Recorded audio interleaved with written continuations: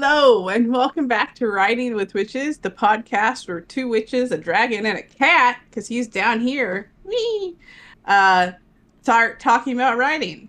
So today we're going to be working on how to write a good first chapter. Before that, my name is Leona Urbanski. I'm the author of Fire Magic that came out in April, and then my next novel, Fae Touch, will be coming out in September. And my co-host is... I am Nicole Autumn. I am the author of the Secret Society series that is completed. And I'm working on my next novel that will come out sometime in 2027. Undecided still. We'll figure it out. Yeah. And this is PJ. You can't really see him. But you can't see him right now. But I'm sure we'll see a tail or an ear eventually. Yes.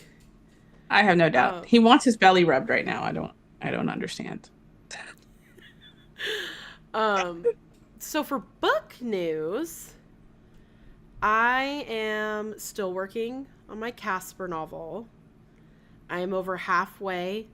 We are starting to hit the climax. We're working up to it. It's like the slow intake on a the slow intake on a roller coaster. Oh, this roller coaster goes up and down. Oh, it does. It definitely does. But we're headed for that big peak. Even though she's already had a big peak. No, I'm just kidding. I mean, yeah. So, any book news for you? Still working. Mainly, I've been working this past week on Branded, the first draft that I'm working on. Blood Magic. Hi, PJ. Are you done? Okay, you're done. Blood Magic, the next book in the Fire Magic series, is still in revisions, as is the audiobook for Fire. This week has been stupid busy. And I don't even know why. I think I was just tired, honestly. I was busy because I was tired, and I slept a lot. Yeah. It happens. But yeah, so there's that, and then Fae Touch. And Fae Touch, Nicole has finished the beta reading for me, which is wonderful, and I'm reading through her notes, and I'm going to pin her down at some point soon once I'm done with her notes to help me plot out some stuff. I'm okay with that. So you don't have to twist my arm. Right. It's so difficult to make you sit down and talk about books. I mean, it's like we do it once a week. More often than that, if we're honest. We're always talking about books in some way, shape, or form. That's true. Yeah. So should we jump into this week's episode? Let's do it. Let's hook the readers with this episode. So, first thing in writing a good first chapter is having a good hook. You want to be able to capture your reader's attention on that very first page. To be able to grasp their attention so they continue to keep reading. So that is the most important thing of that first chapter. It's got to have a good hook to keep the readers reading. The cat hair. You're just like... Oh, I hate when that happens, especially if it like gets underneath your nose. You're like, oh. Yeah, that's pretty much exactly what's happening. He's on those white shelves now. You just can't see him. I'm still getting the judgmental stare for kicking him off the desk. The audacity. The audacity. But yes, making sure your reader gets invested in the first few pages is what's going. One of the big things of whether people are going to continue the story or not. Granted, there are people like me out there that are like, I'm going to read it no matter what. Yeah. But the majority of people are going to be like, if this doesn't catch me in the first couple of chapters, I'm not going to finish it. I'm just going to put it aside and let it languish in the dust-ridden pile of books that are never read, or send it back to the library or whatever. Or, I'm sorry, we now have a digital pile of books that will never be read, don't we? Mm-hmm. Digital and physical. When you have both, there's might be a problem. Yeah. Indeed. So yeah, having that hook, and we're going to talk about different ways in a little bit on how to hook the reader into it. But I mean, it's the hook. While we're using a metaphor, it used is very straightforward. You want to grab the reader's attention. You want them to be like, "Oh, what's going to happen next?" and want to continue on with the story. Um, yeah, because you want to hook them. Yeah. You want to hook. Yeah, never mind. I don't know where I was going with Um, that. I don't know. um, there's a couple ways that you could do this. One is appealing to the emotional side of your character. So, maybe they just lost someone and that's what they're discussing, the feeling of loss, or in the first few pages. Or maybe they just fell in love, or maybe they just got their heart broken, or maybe they are so bored and numb with life, like there's got to be something else. You could do the emotional side. Emotions always appeal to most people because most people have emotions, unless you have one of those paths diagnoses. So, or you could go physical. Maybe they're in the acts of doing something like, I don't know, their village being murdered intact. Just throw them in there on the deep end. Or maybe they're, finding a magic book in their library. There's a physical action that's taking place that's meant to hook your reader. So you could go one of two ways. You could do both. It's a combination of what you could do. To be more accurate, technically, the hook for fire magic was someone getting their soul ripped out of them. But yeah, that's neither here nor there. Yeah, I skipped the prologue. My mistake. My mistake. To be fair, I tended to place a lot of hooks into fire magic to try and grab people. So yeah, having the village slaughtered was definitely one of them. But yeah, it like you said, even if it's a physical hook, there is going to be an emotional component to it. So you can do just the purely emotional of someone going through riding some kind of high or low of emotion. Maybe it's someone that is so low they're thinking about taking their own life. That's definitely going to relate to some people and bring them into the story. Or maybe they're so high because they just got married and they're on a honeymoon. I don't know. Yep. Take your pick. There's lots of different emotions, both lows and highs, but that is kind of the trick to it. Unless you're doing the route of I'm so bored, I need something to happen to me, and then usually something does.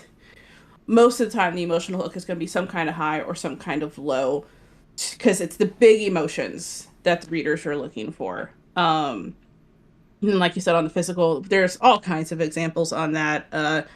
I think one example I can think of that was a physical hook was Arrows of the Queen by Mercedes Lackey. The first book of the Heralds of Valdemar trilogy was literally the magical horse choosing the main character and then making her forget about it. What? There's a reason for it. There was a reason for it, and it was a good reason. I'm assuming so. Yeah. So, but that was the hook. That was like, okay, well, what's going to happen now? Yeah. It was literally her finding the horse on the road, making this magical bond, and then he's like, all right, forget that. You'll remember later. Yeah.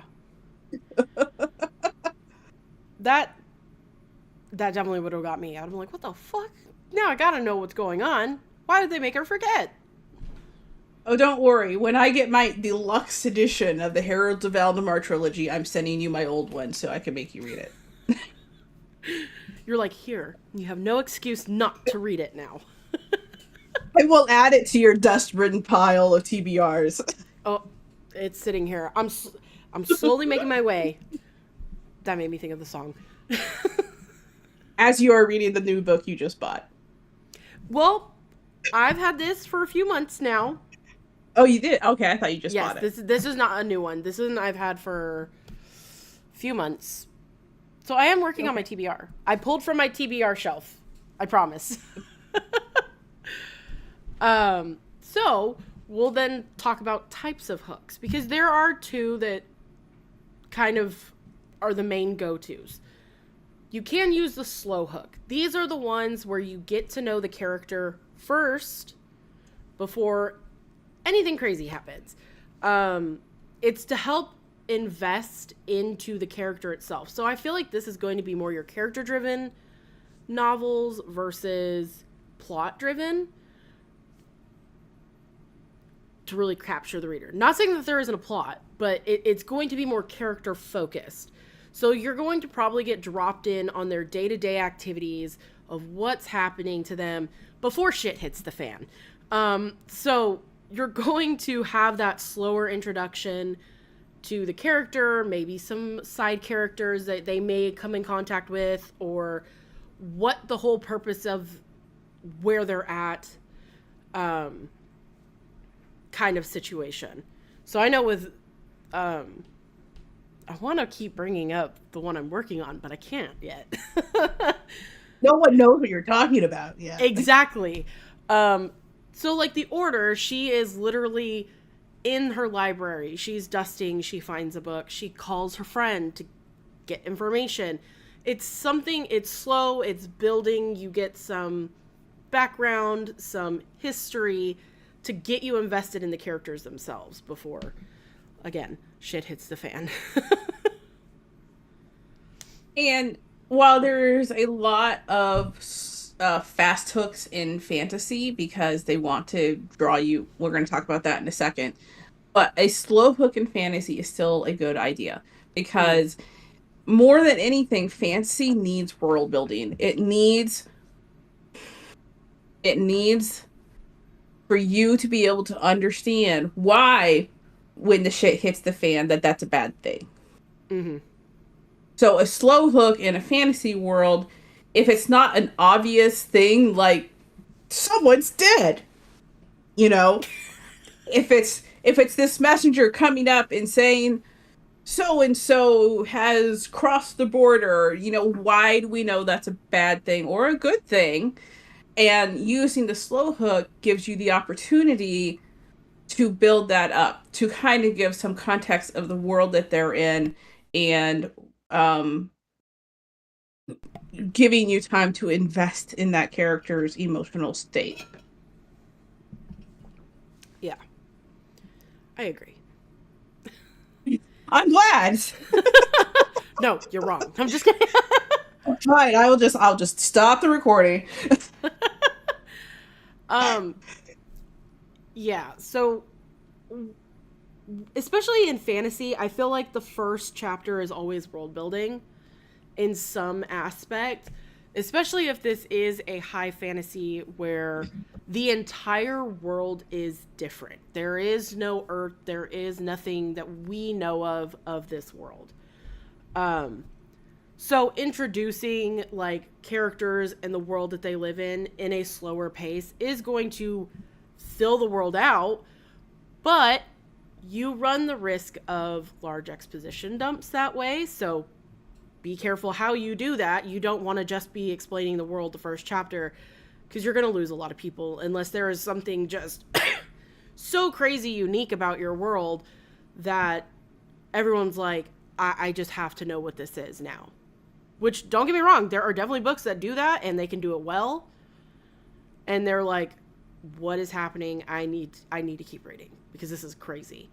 But yeah, so just be careful if you go to take that slow route with fantasy and it's a high fantasy that you don't just exposition dump the whole first chapter. Which is why a lot of fantasy tends to go with the fast hook, which is what we're going to talk about next. Yeah. So the fast hook would be that sudden actions. You are thrown in the middle of a battle, or you're thrown in the middle of something happening that is catching everyone's attention, and just things are, it's just nuts. And sometimes it might feel like a little bit of a whirlwind if you're not careful. But but it's also a good way to catch the reader's attention because they're like, oh shit, we're in the middle of it, like right now. Um, and this will just kind of keep the reader wanting to go on because it is moving at such a fast pace that it's naturally just easier and faster to read. And next thing you know, they're in it without even realizing it. Yeah. And I mean, there's all kinds of situations that you could use as a fast hook. I know there's a reel literally going around on Instagram right now that's a hook, and it is when your best friend walks in and sees you dragging a body around. What's the best friend going to do? Oh, I love That's that. a hook. I love I that. know, right? I know exactly what I'd be doing. Um, the another hook in the Witcher series, in the TV series, like he's literally fighting a monster in the first minute of the series, right? Mm-hmm. So there's that one. There is maybe they just signed, they got in a car wreck if you're talking about contemporary literature or urban fantasy. That's a fast hook because one of the things about the fast hook is you want to see the consequences, what happens next, like you said, and but also is how is it going to affect the characters long term. So that's something when you are writing this first chapter as an author and not just as a reader, you need to take into account how is this going to affect them in the future. And we're going to talk about that more in a little bit as well, but I'm just trying to thread it all together apparently in my brain. No, you're I'm a little fine. out of it. A No, little tired. I mean, it makes sense. But yeah, so you want to see how that first fast action is going to affect them. So like you said, what if they get in a car accident? That could be them dealing with the loss of a family member or a friend or grief. Survivors go hell, amnesia. We've seen that time and time again. They're like, I don't know who I am, and you're like, damn, that sucks. Mm-hmm. Yeah, that's um, always a good hook. It's like, who am I? Uh, when the moon hatched. It's yeah, pretty much what the hook. yeah. So I mean, in fantasy settings, it could be in the middle of a battle, and they lose someone, or they kill someone important, and they're like, that's not good. And then you see the consequences of that playing out. So fast hooks are great in getting people invested. Um, but we'll talk about what to do after that. I'm almost like ready to just like, let's keep going. um, but we've now hit our witchy tip. So we'll hop back into books in a minute. With our witchy tip, I think we've touched on this before, and it is finding community in your area if you are looking to find community. My number one tip is always go to your metaphysical shops. Go there first because more often than not, they will have some form of community outreach, whether it's having rituals for the Sabbats. I even knew one that had like a community pantry. So people would donate foods and clothing items and stuff like that for the community. And then people could come in and get that on top of purchasing their witchy stuff. So, yeah. And most of the time, a lot of the metaphysical shop owners, most of the time they know each other. And I would say most of the time they're friendly with each other. So there is a way to find most of the time. I haven't met any that weren't, but I can't speak for everywhere because the ones that I've gone to, I've talked to them and they're like, oh yeah, I know so-and-so. They've been there for so many years and we're good friends. We go to like festivals and all that stuff together. So there is a community there. You just kind of have to find it. And my number one suggestion is go to your metaphysical shops. My brain is going much faster than my mouth can handle, apparently. I'm so sorry. You just kept tripping. Like I thought you got through it and then you got to shop and you just went boom. It's kind of like, you know, that video of the guy that's on ice and he just keeps like running in place, like trying to catch himself from falling, and then eventually just fell. That was me with words.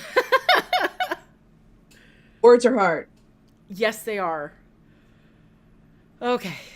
Any other community tips you could think of?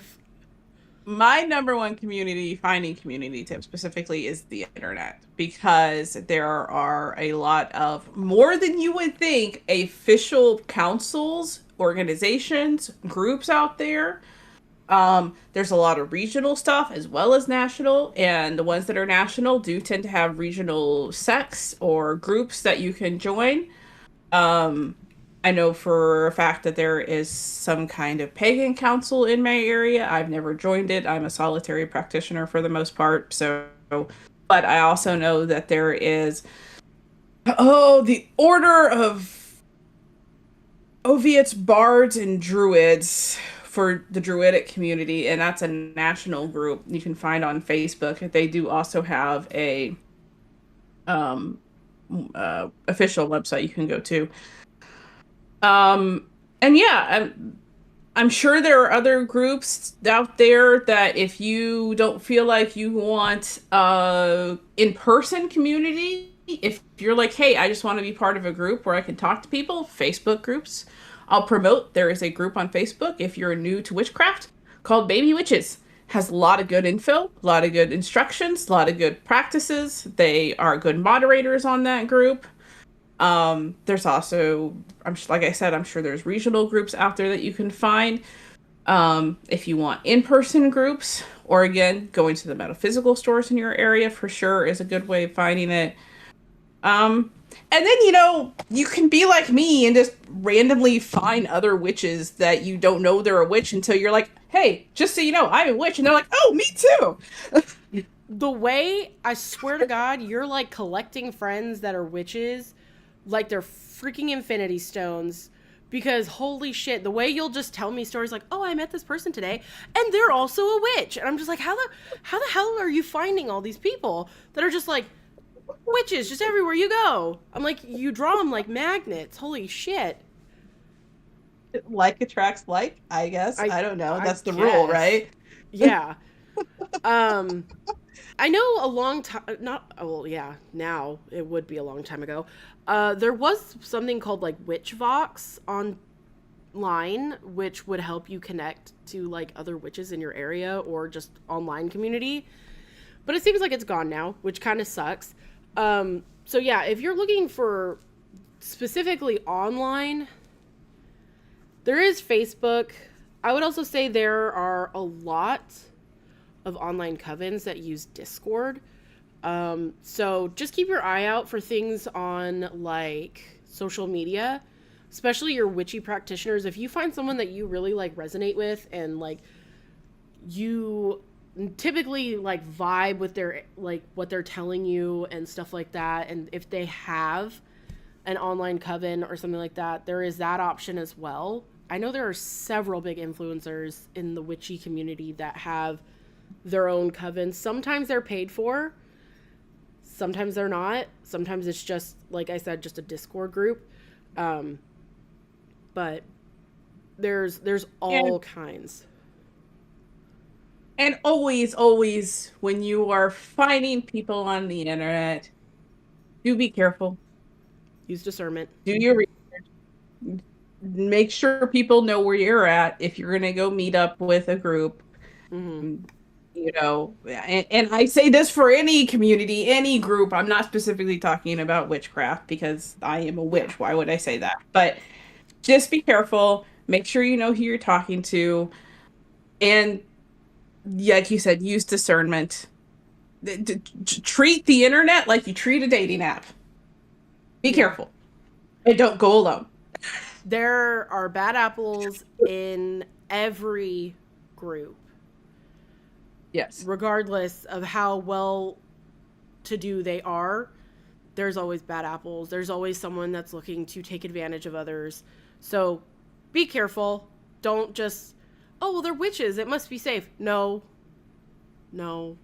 Most of us No. are, but there are always those few that ruin it and try to take advantage of people. So use discernment, use your smart head, and, take safety precautions. Also, especially if you decide to join a paid coven, make sure that however you're paying is a secure way for you so that your banking details aren't getting out there and that you are be able to trust whatever platform is being used to collect the money from you. And just total side note, if they're asking for more money than what they originally told you, it's a scam. If they're like, Yes. yes, it's $10 a month to be a part of my coven, but then every time something comes up, oh, well, this is going to cost $50 or $70, or hey, we need this money to raise for this. Use discernment. Again, not, some people are just scam artists and they will take advantage of anyone they can. Right, Archer? Yes. Yes. The void The dog void dog. agrees. He does. Yeah. It's not a bad thing to want to find community, to want to find a mentor. Just be careful. That's all we ask. Yep. Well, And I mean, sometimes it works out. Sometimes you start a podcast with the fellow witch. Who would have thought? It was like, how did it, what was it? I think it was like, was it near Halloween? And someone had mentioned like going to a pagan festival, and I wrote something about being a witch, and you were like, you literally DM me, you're like, you're a witch? And I was like, yeah. You're like, me too! And it just steamrolled from there. Nicole is one of my collections. Yep. I was indeed. I was magnetized. She was like, come. I collect. So, yes, I was one that was collected. I'll have to decide which Infinity Stone you are. Yes. Can I be the purple one? I don't know what the purple one was, but I want to be purple. Purple was like space and reality. That was the reality stone. You can shape reality. That sounds about right for you, sick. actually. That would be pretty sick. I think that's pretty much it for community, right? Mm-hmm. Sweet. So stepping back into creating a good first chapter, so your first chapter is setting the stage for the rest of your book, right? This is, you're introducing your character, you're setting the tone, you're giving information. When it comes to the tone, I feel like this is very important in the first chapter, especially if there is a certain... I'm sorry, my dog is sitting here just like his head is turned back. He is sniffing for food that is not here. But this... I have a Bernedoodle who absolutely acts like he's never been fed a day in his life. But he is always eating something. He is always looking for food. So sorry. So sorry. So if, depending on the style of story, setting the tone is going to be very important. Especially if you're doing like a dark romance or a dark academia or a gothic horror novel. These ones that are very atmospheric, tone is going to be very important. And if you don't really set that tone well in the first chapter, it might get lost along the way as you move forward in your book. Yeah, because that's going to be like, hey, is this a lighthearted, fun romance? Is this a serial killer murder spree? Is this a epic high fantasy where souls are getting ripped out of people? Or is this a sci-fi set down on a new world? So yeah, it could be all kinds of things. And that first chapter, especially if you end up with some readers that don't bother to read the summary on the back and they just pick up the books and start reading it, which does happen. That's nuts. I'm one of them. Oh my god. What? I have to read the back to know what it's about. Like, a cover will grab my attention, then I have to read the back, and if I really am getting excited about it, then I have to read like the first few pages to see if I'm gonna enjoy the writing style. That's how picky I am. No, I will read the backs of the book. I will buy the book, and then it sits in my TBR for a month, and I was like, I need to read books, and I just start plucking them out and start reading them without bothering to remember read the back to see what it was about. That's wild. That is so wild. So yeah, your first chapter may be getting into people that don't bother to read the back of the book. So you need to make sure that everything they need to know to keep them hooked is in that first chapter. So what genre it is, who your main characters are, or who is going to be heavily involved in the rest of the book. Because it is kind of hard if you do a prologue from like the villain perspective and then switch over. Technically, that's the first chapter, so it's not necessarily going to be the people that are involved directly. But and then like you said, what genre is it? What kind of world are we looking at? Are we looking at sunshine and rainbows and it's a candy mountain, Charlie? Or are we looking at a dark, dank vampire castle with Dracula waiting for you at the end of the road, you know? And not like Hotel Transylvania Dracula either. Dracula. Yeah. Blah, Blah, blah, blah, blah.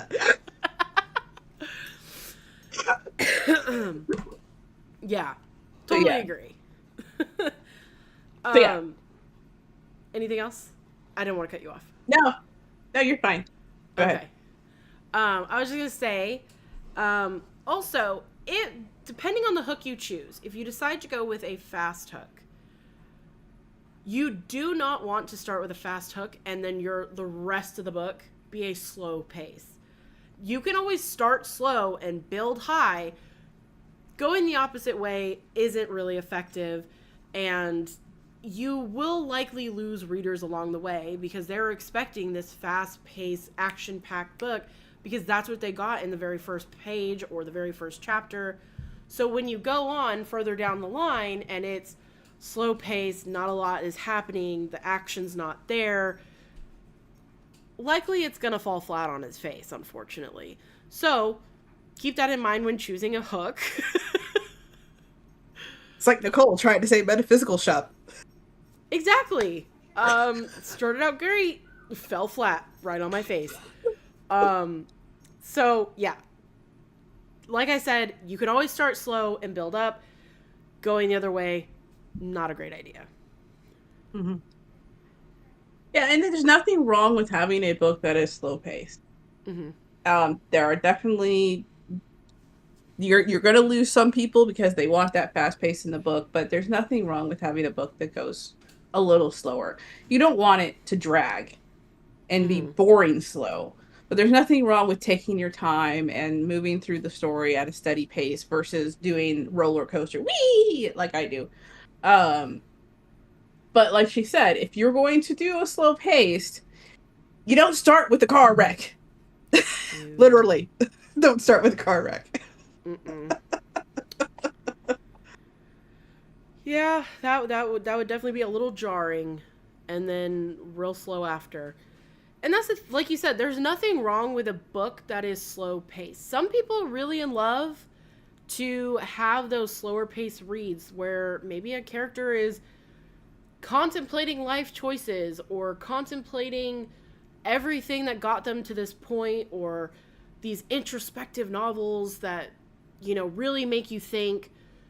Those aren't necessarily fast paced, but they're getting your mind working. I can't write that shit, but people that can, congratulations. I mean that truly. I'm not being sarcastic because I'm not there. But some people love reading it, some people love writing it, and it's not particularly fast paced, and that's okay. But yeah, don't start with like someone getting stabbed and mugged, and then all of a sudden they're just taking you through their day-to-day life. That's probably going to lose quite a bit of people. I got stabbed this morning. So 2 weeks later, I was working at the coffee shop. Exactly. That's So mine wasn't the coffee shop. My immediate thought was like, well, as I'm bagging the groceries for this lady at the grocery store, you know what I mean? Like, but yeah, same difference. There you go. So next thing would be making sure that your first chapter still connects with the story. You want to have that full circle moment of like start to finish. Everything makes sense in its own way, and making sure it's just not like thrown out there and just like crazy shit. So particularly if you're using a prologue, making sure that prologue makes sense to the story later. And at the end, you have that moment of, oh, that's why the prologue was there. You want that moment. You don't want to have written a prologue and towards the end of the book, everyone's like, what was the point of that even being there? Yeah. Are we looking at Robert Jordan again? Don't get me started. We've started the third book, just so people know. We have not given up on our goal.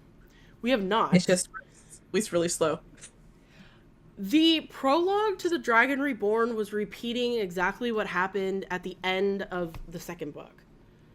Which, like, yeah, pretty much. Okay, that's fine. Don't list it as a prologue. List it as what happened in the last book to get the readers back up to pace. Like a what happened last episode. You know what I mean? Like, that's fine. But prologue should be giving us something new, some new information, and I was like, brother, we already knew this. Like, why are we reading this? We did. I don't want to be reading this again. So, yeah. Give us new, valid information that will make sense to the story later on so that the reader can go, ah, that makes sense. Now I understand why that was there. You want that click light bulb moment. I literally have a lamp over my head. I just realized that. It would have been perfect if it turned on its own. I would have shot out of this chair so fast. Like, I would have taken the computer with me. Ghost is a paid actor.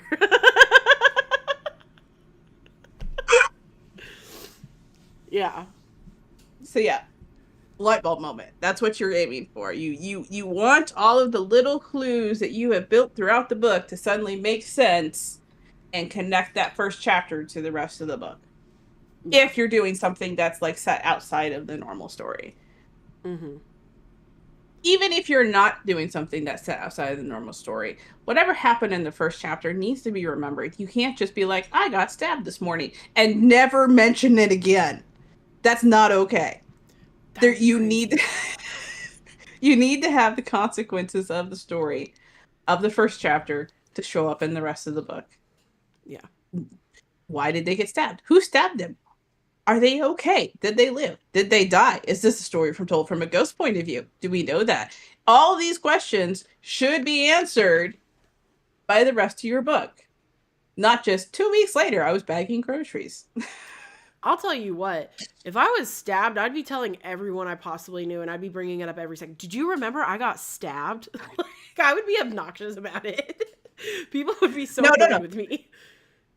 The more realistic thing that would happen is I would be like, all right, how did it feel? I need notes. I need to be able to write this accurately. What did it sound like? Was there a snap of the flesh, or did you hear nothing and just pain? What was that like? Please describe. I'm taking full notes, please. So then basically I'd just be talking to my stab wound to you all the time. I show up at the hospital out of nowhere and I'm like, you okay? Yeah. Okay, so. Nothing's damaged, right? Like, I mean, you're damaged. You got stabbed, but like no internal damage. You're fine. You're going to make a full recovery. Great. All right. So question number 1. I fully expect you to do the same thing to me. 100%. Oh, same with a bullet wound too, I guess. What's the trauma feel like? Are you constantly paranoid? Are you looking over your shoulder? Give me the emotional, dramatic side of this. I need to know. I would definitely be asking you how you're feeling, like, every 5 minutes. What do you feel like now? What does the pain And feel like? just as a precursor to this, no, we would never actually do this to a stranger. Oh, Would we do it absolutely to not. each other? Yes. Yes. Because we know why. Yes. And we would actually be grateful because we would go back and look at their notes later when the memory has faded a little bit. Yep. We would definitely be having a shared notepad for that one. So we could go back and use it in future stories. We have a Miro board. Miro board of personal and physical traumas. Mental and physical. Oh my god. I think we're getting a that little might not be sidetracked. a good idea. Anyway, yes. Anyway, full Um, circle. Come back to the first chapter, like we're doing right now, coming back to the outline. Correct. Also, when you're writing your first chapter, you want to give context. If you're doing world building, which most stories should do at least a little bit of, establishing your setting, this is even true for contemporary, historical, sci-fi, fantasy, horror, mystery. You need to set down your setting in that first chapter. Whether it is just giving a simple I'm on my way to the grocery store, that still clues us in on at least a time frame, contemporary-ish. Or, you know, if you start talking about Stalin being in power or Mustache Man, then you know it's World War II. You're like, okay, we have at least a set time frame, at least. So you want to do a little bit of world building. If you're going to do the extensive world building, again, careful of exposition dumps. But you should be doing this in a way that is making sense to the readers and the story without just bleh. Here's the setting. World building. Bleh. Pretty much. You did it that time. That one was not my fault. But yeah, it's going to give their physical location. Even if you're not sitting there writing down their GPS code, coordinates, coordinates. I got there. Yep. You're going to be giving a general physical location so they know, are they on this world? Are they on another world? Are they on another plane? Are they in a whole different world? You're going to be giving a time period especially if you're in contemporary literature. Hi, Cat. And especially if you're in contemporary literature. Again, you don't have to sit there and write down the exact date, time, second, minute, hour, but a general, so we know where you're at, give some kind of reference to the current society, the current culture. Be a little subtle, a little. You're what they're doing. If it's in contemporary literature, it should probably be something that people are familiar with, or if it's not familiar with, like maybe they're a tinsmith, and these days that's really weird. So you probably want to explain that. But then again, if they're an IT help desk person, pretty much everybody's gonna know what that day looks like. They are That's the day from contemporary hell. for sure. That's a day from hell. Yes, it is. That's so funny. It's the truth. Just ask an IT help desk person. That's what I was like, contemporary, and you're like, hell. That just cracked me up. It just reminds me of my book that I'm reading. That's fair. So yeah, it's all of those clues, that context that is coming in, giving the world building. Like we said, even if you're writing in today's time frame, say you're pretending they're in the house next door, your reader don't know that, and you need to let them know where they're at, when they're at, why they're at, what they're doing. Mm-hmm. Amen, sister. I was waiting for that. Yeah. So yeah, you want to give your readers some semblance of where they're at. Like, I know I have a tendency to do real and fake locations. So my characters in the Secret Society series are in North Carolina, in a fictional town, though. So it gives you an idea of, okay, this is what it's generally going to be like. But there's descriptions of what it looks like, what they're doing, their jobs. That's another big indicator of like time period and setting is their jobs. So if you have someone who's a librarian, yes, librarians can span time, but if you're, you're definitely not thinking medieval fantasy. It could be. Or maybe they're like an arcane librarian, and then you're like, okay, we know we're in a magical world. Things are going to get sick, Hello. So, yes, we are talking about Gale of Waterdeep. Um, so, there are ways to clue in your characters or your readers about your characters without maybe just saying they are here doing this, and also giving them why they're doing what they're doing. So a motivation behind it, or am I the problem? Is my internet the one messing up? So yeah, back to what I was saying. Give your characters the motivation of why they're doing what they're doing. So yes, you may start out slow of them doing their day job at the help desk from hell. And maybe they hate it. You've reached the help desk of hell.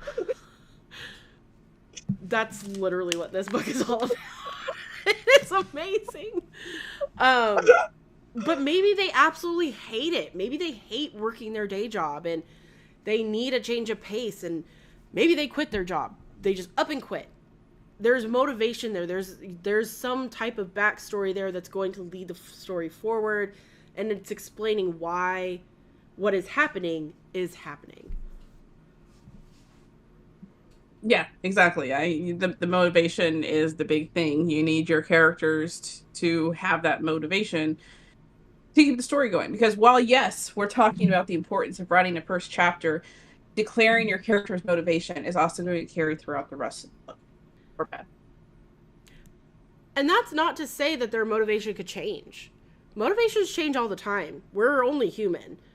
Some people, not some people, in some books, characters, maybe they're set on vengeance. And then along the way they meet someone and something changes. Whether someone brought new information to light, or they met the person that was supposedly the person that they were trying to kill, and they're like, oh shit, I've got it wrong the whole time. And it's really something else. Or maybe they fall in love and that vengeance just doesn't seem as important anymore because they have found something else to live for. So motivations can change, but that starting motivation is also going to help hook your readers into following this character to see if they're going to actually follow through with the motivation that they've set out. Right. Yeah. Like you said, it has to follow through. Yeah. Whether it changes or not. There needs to be the logical reason for that changing. It can't just be like out of the blue with no logical reasoning behind it, because then your reader is just going to be like, yeah, you can't be like, I'm set for vengeance, and then they see a dime that's heads up and you're like, oh, there it is, that's my sign, I'm done, no more vengeance for me, see you guys at home, I'm ordering pizza, I'm outies. Like, it would make absolutely no sense, and you're like, what the fuck? So, yes, make sure it makes sense on why they may be giving up on a motivation or changing it in the context of your first chapter. Well, that probably won't happen in your first chapter, but down the line. Down the line. Yeah. I believe that would be it. Unless you got that would be else. it. No, I think I have plumbed the depths of first chapter writing of my brain for the day. Yeah. My brain is like, all right, we're done. Yeah. Pretty much sums it up. It's like, there's the finish line. Yep. So that would bring us to book reviews, which I have to say, I don't have a book review. Although, I just so happen to make the very wild choice of reading a 695 page book while also listening to Robert Jordan's The Dragon Reborn, which is like 625 pages. So I'm just like sitting here just reading two beefy ass books at the same time. Just so you know, the novella queen may be making a return if she gets frustrated enough. Probably. I'll say right now, if I do get frustrated, it's gonna be with The Dragon Reborn. No. No. You Surely not. Because, so I am reading this is the actual cover. I always keep the dust jackets off so I don't fuck them up and rip them. But For Whom the Bell Tolls is, I'm almost 200 pages deep and so far is fantastic. So, yeah. And me being as picky as I am and it being third person, I'm eating it up. It's almost like yours. When I'm reading your first, like the ones that I've read for the first time, I eat that shit up. I'm just like, reading. So, yeah. And I love it. Yeah. It takes me a little while on the rereads, but I get there. Which is fair. No, that's totally fair. But yeah, the first time I read through your stuff, I'm normally pretty quick about it. Yeah, that is true. That is true. I've rarely handed you something when you didn't come back to me the next day and be like, where's the next chapter? Where's the rest? I need it right now. Which is why I haven't handed her Branded for a while, because I think I'm going to be close to finishing it before she gets it. And then I'm like, okay, where's the edits? Let's get going on this. We need this. Then my ideas start. I'm like, what if you did this instead of this? Or no. What if you add this? You cannot get on to me about the tenses until I have a chance to go through it specifically for the tenses. I won't even bring it up. When I tell you I have changed all the tenses that I think I found, that is when you are allowed to go in and bring it up. Okay. That's when I get to red mark it up for you. I swear, if she actually had a red pen, my book would be bleeding. The way you love had is just, I've never seen it like that before. Everything is had. And I'm like, okay, but you're supposed to be writing present tense. That doesn't work. Okay, Queen So. I can't even say anything because it's true. We do love each other, people, we promise, but we do like to give each other shit. 100%. Is it really a friendship if you can't give each other shit playfully? No. Ugh. I am the queen of had. She is the queen of so. And we rule our kingdom together. Yes, we do. So we had. Do you have a book review? We're supposed to be reviewing a book. Okay, I read volume 1 of Under the Oak Tree by Suji Kim.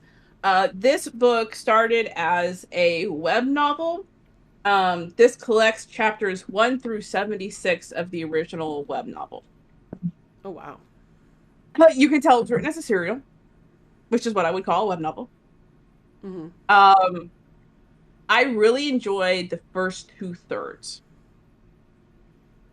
And then the last third, I was just so frustrated with Maxie because everything that her husband, Riften, has done for her and proved to her and said to her and been honest to her drives her further and further back into her lies. Oh. And it drove me up the wall. Like, it's a stupid ass lie. I'm not going to spoil it and tell you what it is, but it's a stupid ass lie. I'm like, why are you lying about this? All he's going to do is give you sympathy if you tell him the truth. Oh, hey, it's the other cat. If you tell him the truth. Yeah, mine is still there. He is just in the window. Um, so yeah, it's very frustrating. Um, the two graphic novels that I read were probably the first 2/3 of this book. So this was the first time that I had read the last third, and it is this artwork, my man. I mean, Beautiful. right? I really wish I could say I was going to pick up volume two, but I Oh, just bummer. just I can't stand to continue with the way she's lying. And I mean, writing style was fantastic. She does a great job with it. They did a really good of editing it from the web novel to the actual novel. I did not read the web novel, so I can't comment on any of the differences that may have taken place.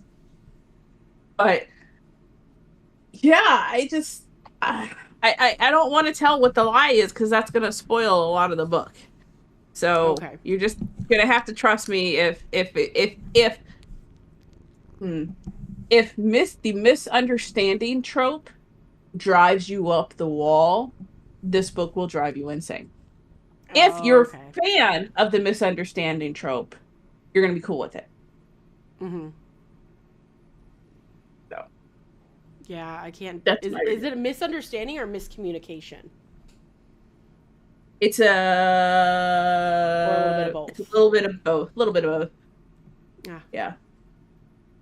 So Binks is gonna Oh, end the vengeance. episode for us. I don't. Every time he looks like that, it reminds me of Batman. I am vengeance. I am the night. I am the night. Well, that brings us to the end of this episode. You can find us at writingwithwitches.com. You can email us at writingwithwitches@gmail.com. We are on Facebook, Instagram, Blue Sky, YouTube, and TikTok as Writing with Witches, as well as our Discord server, which is Writing with Witches.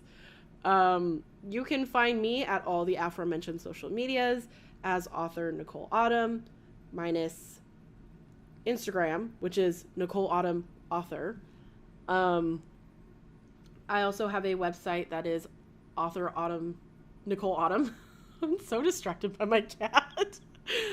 I have a Discord server as well as a newsletter, a buy me a coffee, etc. And you can find me all there. It's all linked below in the description box. Yeah. Alrighty, you're going to be able to find me on Facebook and Instagram as Leona Urbanski author.